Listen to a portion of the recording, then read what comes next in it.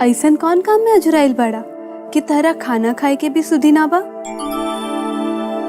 भौजी आज हम एगो चीज किन्नी है। केकरा साथे गइल रहला कीने खातिर? केकरा साथे मतलब हम अकेले ना जा सकेला का?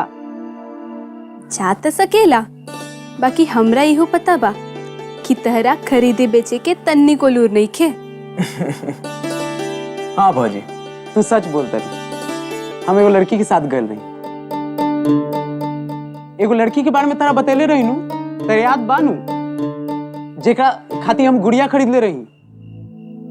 हाँ वे हमारा साथे गए रहे और बहुत अच्छा उपहार किनवेले दिया। उपहार? उहे लइकिया खातिर फिर से? ना भौजी, उपहार एगो खास आदमी खातिर बा। वो तो लड़कियां खाली किनवेले सा। खाली ऊ लइकिया रटत बाड़ा, ओकर नाम नहीं खेका? हे भगवान, हम फिर से ओकर नाम ना पूछनी। एकदम पागल लड़की बिया। इतना बार आइल लेकिन अपन नाम ना बतैलस। हम इतना बार ओकरा बासुरी सिखाए गनी तो यो ना बतैलस। अच्छा भौजी एक बात बतावा, हम उ लड़किया के आज लाल दुपट्टा ओढ़े के बोल जाना तो उ का कहलस? उ कहलस कि लड़की लोग अपन जिंदगी में सिर्फ एक बार लाल दुपट्टा ओढ़ेली। भौजी एकर का मतलब है? का सचू वो लइकिया तारा से ऐसे नहीं कहले रहल? हाँ। सच सच बतावा बबुआ, ओकर कहे के का मतलब रहल? का मतलब मने? तू हमरा से कुछ छिपावत बाड़ा नू? देख बबुआ, हमरा सब सच सच बता दा, हम औरी केहू से ना कहब। बतावा ना, वो औरी का कहलस? तू ओकरा के का कहले बाड़ा? अब भौजी हमरा कुछ नहीं के समझ में आवत कि तू का कहे के चाहत बारू। ठीक बा, हमरा जे लागल वो हम कह देनी, बाकी हम तो जानते बानी बाद में कुछ जरूरत होगी तो तू हमरे लगे आई बा।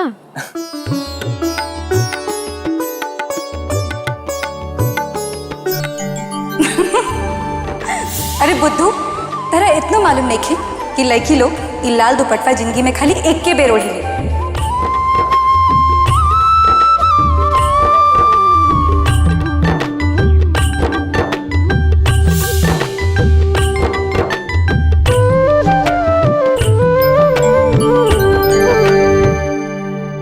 जब तक ये हवेली के कुल दीपक ना पैदा हो जाए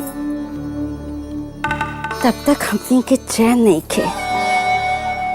एक गोद भराई के तो हम खूब धूम धड़क्का से तैयारी करत बानी, बाकी ये असवा ओ टाइम तक यदि फिर कुछ गड़बड़ कैलस ना तो हम ओकरा के छोड़ब ना बबुनी। काम आई बात तो तू ऐसा करत तारू कि कुल दुनिया में तू ही बाड़ू जेकर अपना वंश के चिंता बा। का बोलत बाड़ू? अरे भुला गइल बाड़ू का? उ गायत्री चाचियो अपन वंश बढ़ावल चाहत तारी हवेली में। हमरा के माधव के ब्याह की चिंता बा। सपना अपन औकात में रह के ना देखे के चाहिए। खाली सपना देखे से ना पूरा ना हो जाला, ओकरो के पूरा करे खातिर ना मेहनतो करल जाला। तो इतना बिगड़त काहे बड़ू माई? अब माधव के बियाह हो जाई तो घर में एगो पतोहो आ जाई, तब माधव के घर बस जाई। अब घर बस जाई तो एक घर के आंगन में खेले खातिर एगो बच्चों पैदा हो जाई। वो माटी के माधव से ब्याह के करी। ओ का कहल जाला ना कि एक मयान में खाली एगो तलवार रह सकेला। हमार आंगन में खाली हमार पोता खेली, केहू और के ना गुंजाइश नहीं की। यहाँ हम हर गुंजाइश के ना काट देब। बाकी माई, गायत्री चाची अतहार पतोहू इहे आस में बालो कि उ माटी के माधव के एक दिन बियाह हो। चलो मान लेता नहीं कि माधव के ब्याह हो जाए, बाकी ओकर दुल्हन क्या पसंद करी? हाँ, ओकर दुल्हन हमार पसंद के हुई, जैसे आज तक उनकर हर निर्णय हम लेवे नहीं, तो इहो निर्णय पे हमार ठप्पा लगी। एक बेर गोद भराई हो जाएगा, फिर हम माधव खाते ऐसन अनपढ़ जाहिल गवार लड़की ले आए जो खाली हमारे सारा समझी, केहू और के ना, जैसे माधव हमार इशारा समझे ले वैसन ने।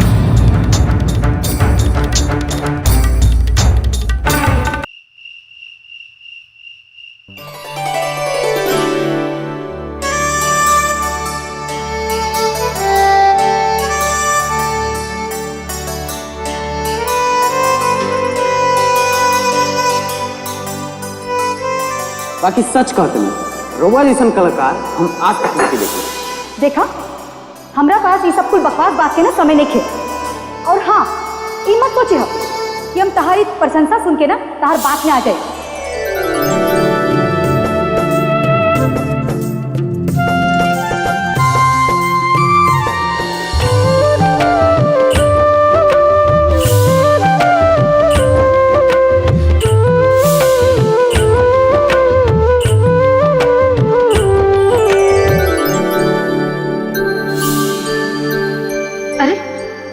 बड़ा तारा तनिको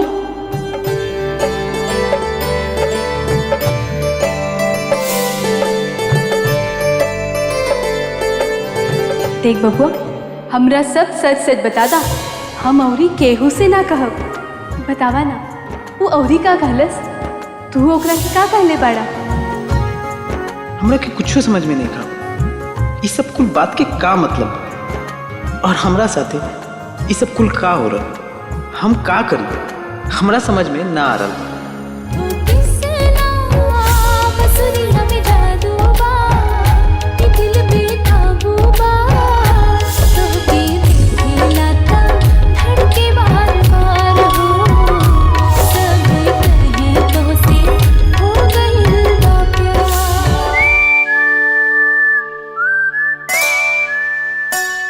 केकरा से पूछी सब कुल के मतलब? हाँ, लड़किया से पूछी, बाकी हम तो भौजी से अपन सब दुविधा बताए नहीं। तब भौजी से पूछी, ओकरा से पूछी कि भौजी से पूछी? हे किशन भगवान, बहुत बड़ दुविधा में फंस गल बनी। अब तो तोहरे सहारा बा।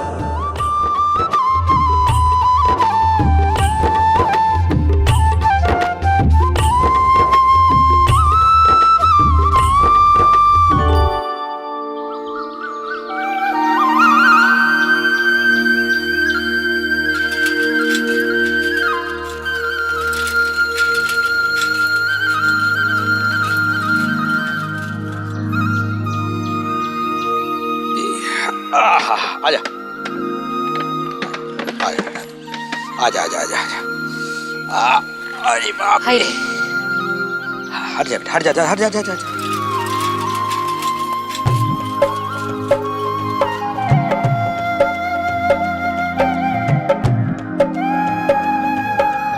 आई हो दादा, एहिजा रहेली आशा दीदी? हम अभी तक ले सुनले रहली कि आशा दीदी बड़का हवेली में रहेली, बाकी देखनी आज। अरे ये जे आँख फाड़त रहू लोग हैं, चलो सन अंदर चल जाओ चल। बाबूजी, हमनी के एजा एगो शुभ काम खातिर आयल बानी। हाँ, हमनी के आशा दीदी के गांव से हैं और ए नाते हम उनकर नैहर से आयल बानी सन। कुछ ऊंच नीच हो जाए तो आशा दीदी के हंसी होई ना। हाँ बेटा, बस इसी तरह के हमार क्रिया बाबूजी कि तू एजा केहू से कबहू शराब मत मंगिया। तो अपन शराब के लत से बिल्कुल दूर रहिया बाबूजी। तू यहाँ अपनी कुल हरकत बिल्कुल मत दिखाइया। वचन द हमरा के। ठीक बा बेटा, हम तहार क्रिया खाता नहीं, कामे जैसन कुछ ना करब। हम जानते नहीं बेटा कि आशा बेटी गोद भराई काम कितना जरूरी बा हमने खातिर। निश्चिंत रह बेटा, हम ऐसा कोनो काम ना करब कि हमारे बेटी के सर झुक जाए, ठीक ना? विश्वास करा हमरा। चल चला जा।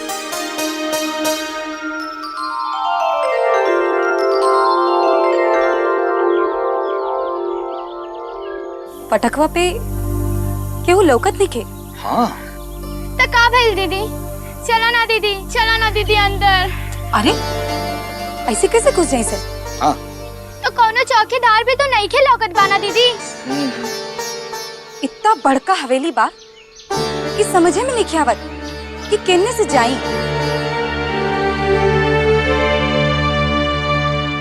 रुका तनी लोग, देखा तनी।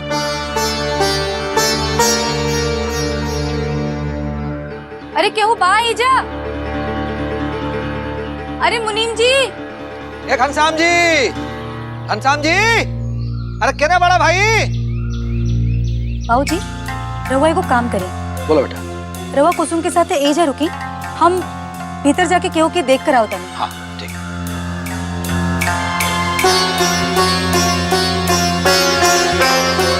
मुनीम जी, ठाकुर साहब।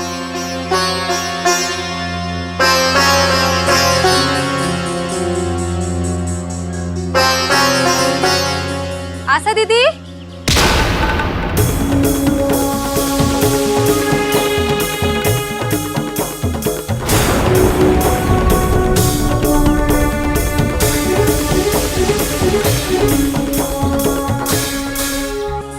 दो मिनट खातिर दिशा फेरे का गई नी, मुंह उठा के घुसट बाड़ू।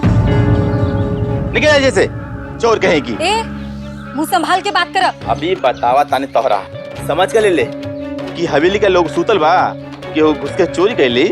हाँ अरे अरे अरे, जे मुंह में आवता वो बोलल जात बड़ा। हाँ तेरा बस तनी को दिमाग नहीं खेका। हाँ लड़की से कैसे बात करल जाला ए तो ना सहूर नहीं खे। हाथ छोड़ मत, हाथ छोड़।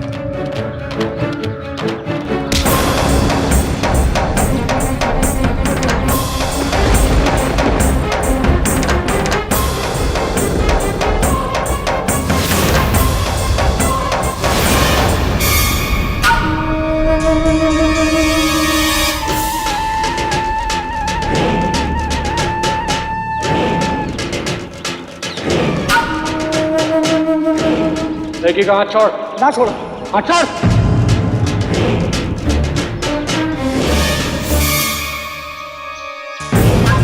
पिंजरा पिंजरे होला, चाहे वो सोने का काहे ना होला। और यदि हमरा के केहू पिंजरा में बंद करे की कोशिश करी नु तो वो बहुते पछताई।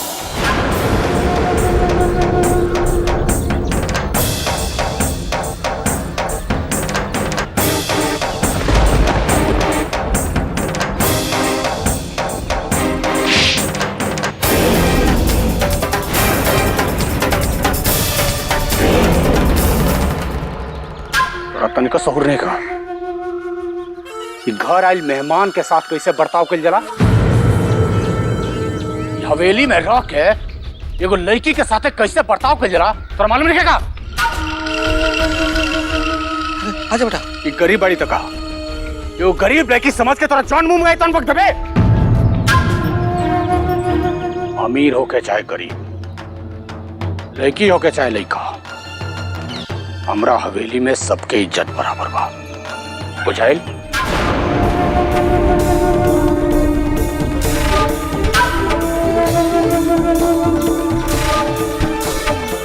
बुझाइल?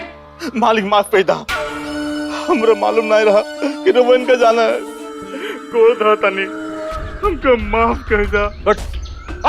हमके तन को मालूम नहीं रहा। मालूम ना रहे तो मालूम होके के चाहिए। हमरा नहीं पूछा कि तोरा अपन नौकरी बचा के रखे के बा। ना ठाकुर साहब, हमार छोट छोट लड़का बा। बाबू साहब तोहरी कृपा से हमार घर चलता। मुंह बंद रख और ध्यान रखिए, और ये आगे से तोरा से ऐसा भयानक गलती ना होके। वही से अब काले से तोरा ही द्वार पर हिला के जरूरत नहीं है। जौन आदमी हमरा हवेली में एगो लड़की औरत की इज्जत कल ना जानेला, ओकरा खातिर हमरा हवेली में कोनो जगह नहीं है।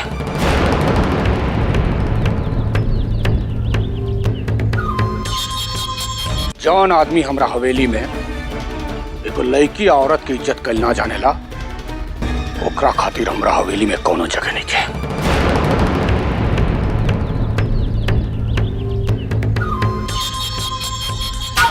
चल निकल। ना मालिक, हमके निकाला जी। ठाकुर साहब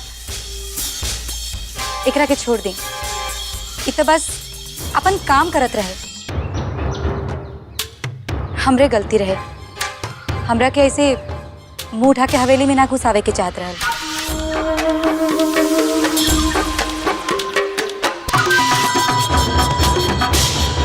मुंह का दर्द है, चल भाग यहाँ से, निकाल। ठाकुर साहब प्रणाम। प्रणाम। प्रणाम प्रणाम। प्रणाम प्रणाम। वेलकम टू माय हवेली।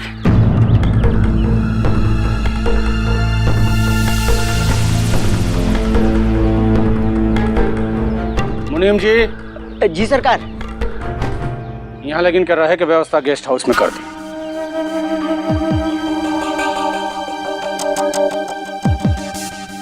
और ध्यान रखें कि यहाँ लेकिन के कोनो दिक्कत ना होके पाए। गर्दन कटा ले सरकार, पर झूठ ना बोलब, कोनो कमी ना रखा इनके लोग के खातिरदारी में।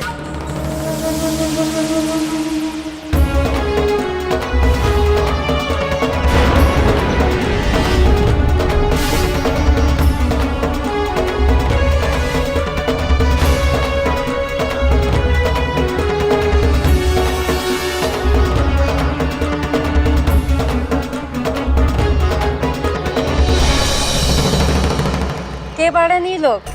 मालकिन, ई चंदा, ई उनकरा छोटकी बहन और ई उनकरा बाबू। प्रणाम। बड़की ठकुराइन प्रणाम। हमनी के बहुत अच्छा लागल कि रउआ हमनी के आज यहाँ बुलौनी है। हमनी के जैसे ने मालूम भइल कि हमनी के आशा दीदी के ससुरारी जाए के बाद तो हमनी के झट सुन तैयार हो गई नहीं। काहे से हमार बहुत दिन से मन रहे आशा दीदी से मिले के। हम बचपने से उनकरा बारे में इतना सुननी है कि लगेला कि हम उनकरा से अनचिन्हार नहीं थी। हम देवेंद्र भैया के ब्याह में उनकर बहुत इंतजार करत रहनी, बस ऐसे हम ही आ गई नहीं उनकरा से मिले खातिर। अरे ठीक बा, मिल ली अपना आशा दीदी से। आउ काम तो कला जना काम खातिर जे आइल बड़ू। चलो ना, कैसन कैसन कहाँ से लोग आ जावेला लोग।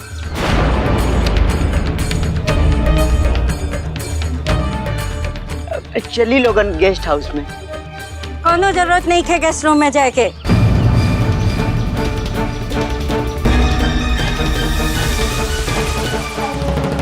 पिछुत्ती के जोन सर्वेंट क्वार्टर बा ओइजा रहिए ई लोगन। लेकिन ठाकुर साहब, हमाओ कुछ कहे रहल बानी ना। गेस्ट रूम गेस्ट लोगन के बाद जेका जौन हैसियत होला ओकरा ओहिजा रखल जाला।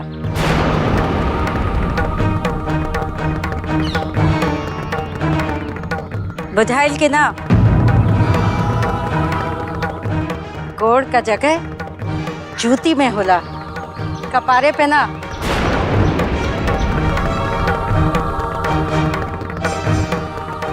दादा ले जा इन लोगन के सर्वेंट क्वार्टर में।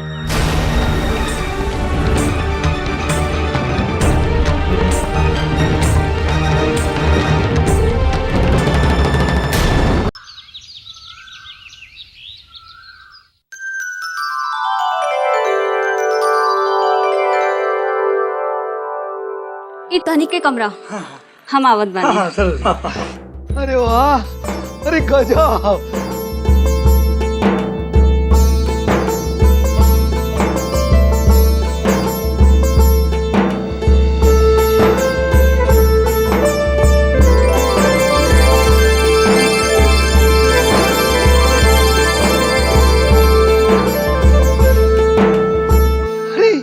अरे बेटा गजब। अरे यहाँ के सर्वेंट क्वार्टर कितना बढ़िया बा, और यहाँ के नौकरों हमने से बढ़िया बड़ा सर ना। अरे वाह वाह, मजा आ गई भाई, मजा आ गई। वाह वाह राम जी, वाह वाह। अरे यहाँ के ठाट बाट देख के तो हमरा मजा आ गई भाई। वाह अरे अरे वाह, पानी गिलास जग, वाह राम जी, ये व्यवस्था है। अरे तीनों एक साथ।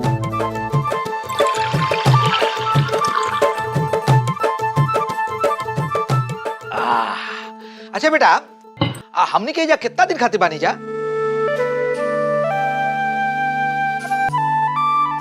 कुसुमी, तोरा नहीं ख्याल कि तोर दीदिया हमने खातिर एगो सोन चिड़ैया पकड़ ले लिया है? माने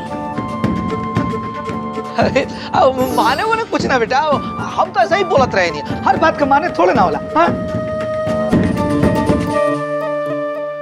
बाबूजी, हाँ हमनी के एजा काम करे खातिर आयल बानी सन। हाँ काम खत्म करके चल जाइब जा।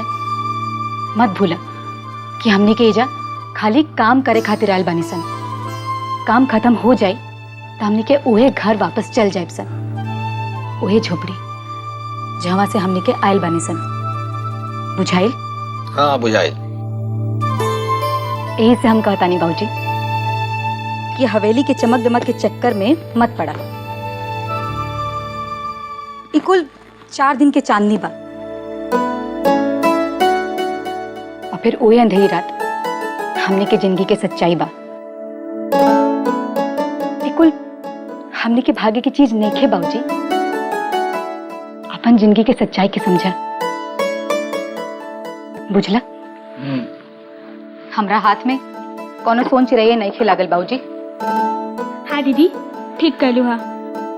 खाली हवेली के दीवार और दरवाजे ही सुंदर बा, बाकी घर के लोग बाप रे, वो बड़की ठकुराए कितनी खड़ूस रहली हा। वो तो हमने के ठीकों से सासों ना लिहे देली। यहाँ रहे वाले लोगन के धमो घुटत हुई एही जा भूतनी कहीं की। चुप, ऐसे ना कहल जाला बबनी, वो हमनी से बड़ हवन। उनकरे और ठाकुर साहब से हमनी के जौन पैसा मिली, वो पैसा से हम अपन घर बचाए। हमने के जा काम करे खातिर आयल बानी सन बबनी, अच्छा से काम करके चल जाए। बाकी हमने के का मतलब बा कि हिया कौन कैसन बा?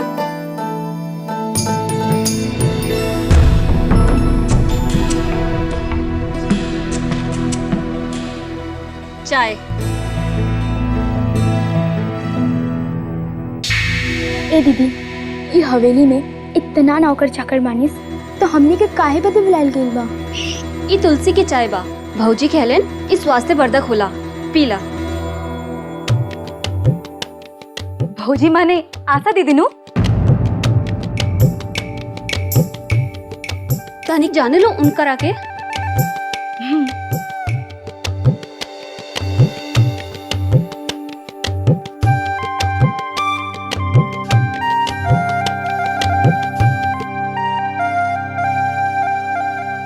आज अगला वाला गांव जाके हमरा वकील साहब के केहू तरह फाइल पहुंचाए के बा। अभी ये काहे कि ई कुल फाइल बहुत जरूरी बा। और वैसे भी बड़का भैया हमरा कहले बरन कि ई फाइल के वकील साहब के पास पहुंचाएल बहुत जरूरी बा। हमरे को काम में जाए के बाद 1-2 रोज में, तब हमने के सब कुल के बाद मिलल जा सकेला। का तू 2 दिन बाद मंदिर में हमरा से मिले खातिर आ सकेला? 2 दिन हम वो लड़किया से ना मिल पाए। यही से वो रास्ता पड़ी हमरा जाए के मने नहीं कर जहाँ वो लड़की मिलेगी। और यही जा फौजी के गोद भराई के कामों बहुत बा, तो का करे, जाए कि ना जाए? तो भैया हमरा चलो के हुई है का? हाँ, तू एक काम कर, तू टेम्पू लेके जो और ई फाइल वकील साहब के पास पहुंचा दे बेबी। पहुंचा दे भैया। देखा, ये बहुत जरूरी फाइल आ, एकरा टाइम पे पहुंचाए बहुत जरूरी बा। यही से तोरा चेताया था कि ई फाइल समय पे पहुंच जाए के चाहिए। ठीक बानू? ठीक बा भैया। ना तो बोल हम पहुंचाए थे। ना भैया, हम पहुंचा दे। ठीक बा, जो पहुंचा। लड़किया से ना हम आज मिल पाए ना काले। 2 दिन बाद मतलब परसों हम लड़किया से 2 दिन ना मिल पाए। यही से हमरा सोच के लगा था कि हमरा लगे कोई काम ही नहीं किया।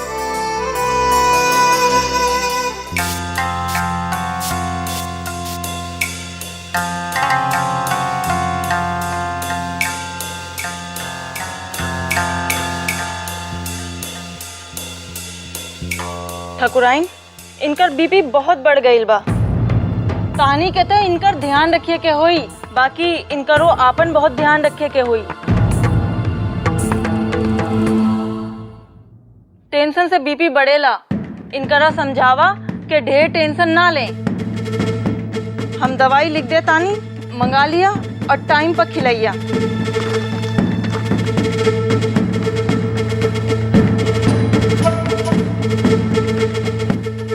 नमस्ते।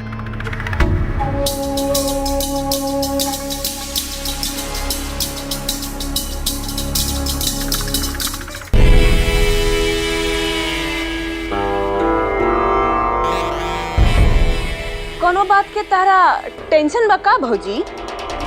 हैं? कि गवर्नर हो गइल बाड़ू कि आम जनता के ढेर टेंशन तोहरे होता? कि ये घर में हमनी के तारा के दबा के रखे नी सन, आज जुलुम करे नी। का माई, हमनी के देखभाल में कोनो कमी रह गई बका? इनका सेवा सत्कार में कि ई कुल मुसीबत आ गई बा हमनी के सर पर? कुछ लोग के ई संस्कार होला कि उनकरा खातिर कुछो कही दा, बाकी ओ ना बदली हा। गरीब लोग के दुखी होवे का आदत होला, उनकरा कितनो ऐसो आराम दे दा, बाकी वो ना खुश रही हन। ऐसा लोग दूसरा के टेंशन देवे का बहाना ढूंढे लेन। टेंशन इनकरा के ना, ये आपन बीपी बढ़ा ले हवन कि हमने के टेंशन होके। वाह रे हमार पतोहू वाह जिया। आपन बीपी की खबर सुना के हमनी के कलेजा में ठंडक पहुंचा देले हो। ये खबर सुन के हम बहुत खुश है। तो हर आज तक नखरा उठैनी है तो आजो उठाई। हमनी के आगे कोनो चारा नहीं थे, हमनी मजबूर पानी सा। तो हर आगे दास दासी नियर बन खड़ा रहब सा। हुजूर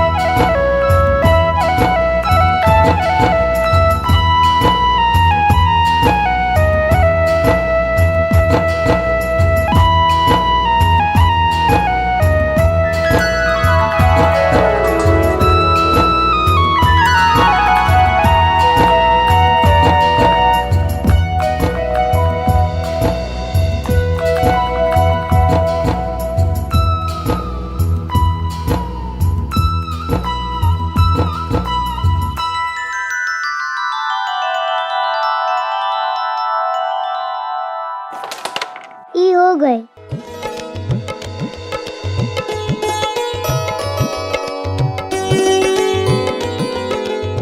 ए बाबू साहब, अकेले अकेले खेलत बड़ा? ए बाबू, ये खेल अकेले ना खेलल जाला, ये तो कम से कम 2 आदमी मिलके खेलेला, बुझला? का कहीं केहू हमारा संगे नहीं खेली। तोहरा साथे खेले वाला कोनो आदमी नहीं खेगा? ना, केकरा साथे खेली?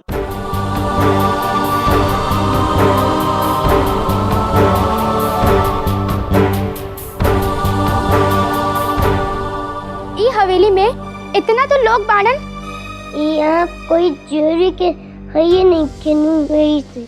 काहे? नानी बाड़ी नू? नानी के टाइम में नहीं खे।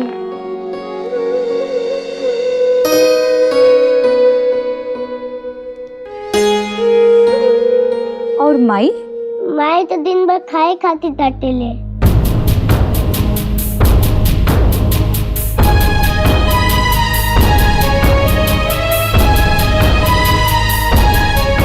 और मामा जी? मामा जी तो दिन भर अपन काम में व्यस्त रहना। एगो आशा मम्मी रहली वो हमारे संगे खेलत रही पर आजकल कहाँ खेलत रही। के बबुआ? आशा मामी? हाँ वो हमारे संगे हमेशा खेलत रहली, बाकी आजकल कमरवा ले ना निकली। काहे?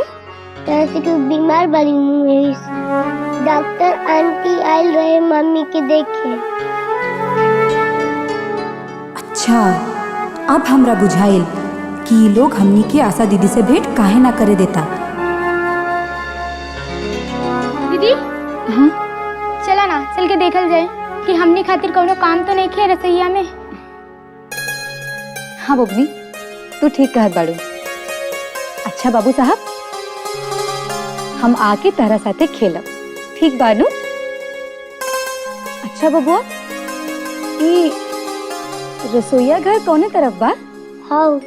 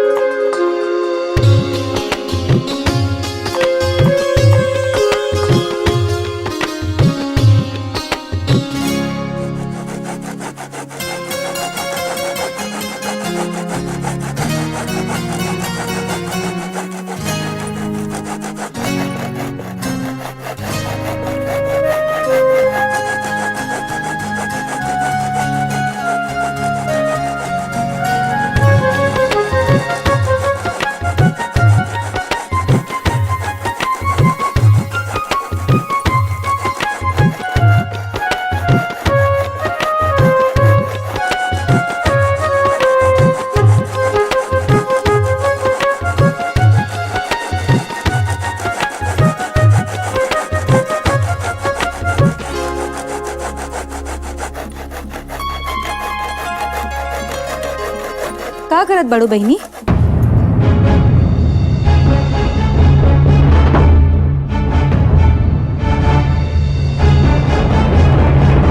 ए बहन, इतना गंभीर सवाल काहे पूछत बाड़ू हो? ना हमार मतलब रहे कि नरियर काटा तानी हो गुजिया बनावे के खातिर। बड़ी ठकुराइन का आदेश बा कि दुल्हन की गोद भराई में मिठाई की कोनो कमी ना होके के चाहिए। खूब ढेर मिठाई बनावे के पड़ी। एहिस अभैया से मिठाई बनावे की तैयारी करतानी। इतना काम पड़ल बा और सब हमरा के अकेले के करे पड़ी। हमने की बानी नु एजा तोरा मदद खातिर कुछ काम बा तो बतावा। काहे ना हो, तहरा के तो बुलावले गइल बा यही खातिर। हाउ वहां से घी त लाई दा। आ तनी सुना, तनी कागज लेके हम जौन जौन कहतानी ओकरा के लिखा।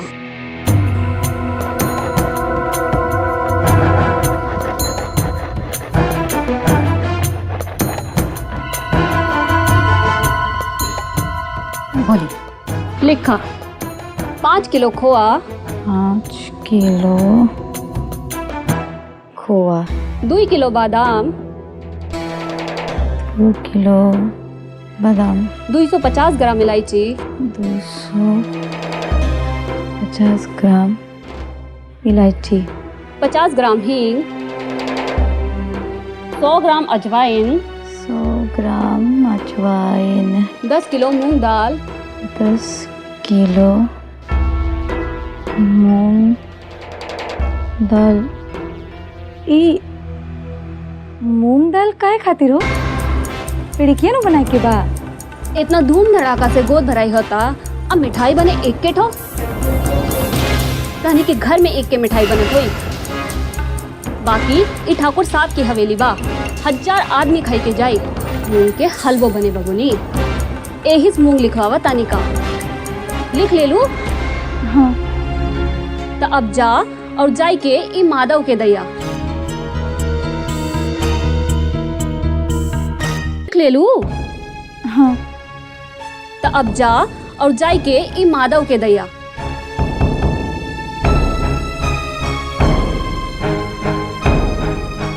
कौन माधव? हम नहीं की चीनत। अरे बाहर जा, वही जाके केहू से पूछ ली हा कि माधव केकर नाम बा, तब बता दी ही। बुझलू? ठीक।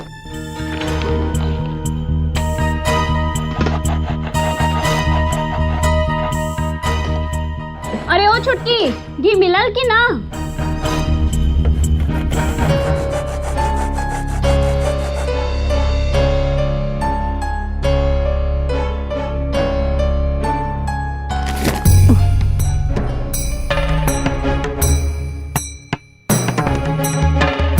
चेबा के सब ठीक बनू। अच्छा भेल कि तू भेटा गेल बड़ा। हई माधव के बा? माधव? माधव से कौन काम पड़ गई तारा?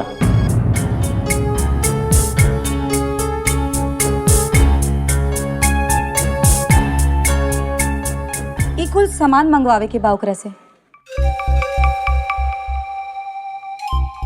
लावा ई लिस्टिया हमरा के दे दा, हम ओकरा के दे दे।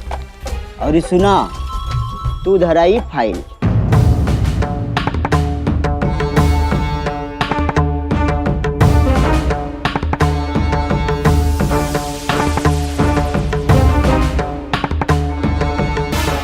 ई फाइल ले जाके ठाकुर साहब के दे दा।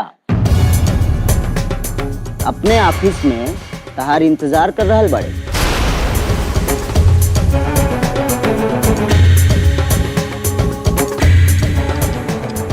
तहरा इंतजार ना करत बड़े, माने कि ई गर्दन कटा ले पर झूठ ना बोलब। ई फाइल के इंतजार ठाकुर साहब कर रहल बड़े। जा ले जाके दे दा। और सुना, वो दरवाजा से बहरे चल जइहा। उन्हें जाके केकरो से पूछ लिया कि ठाकुर साहब के ऑफिस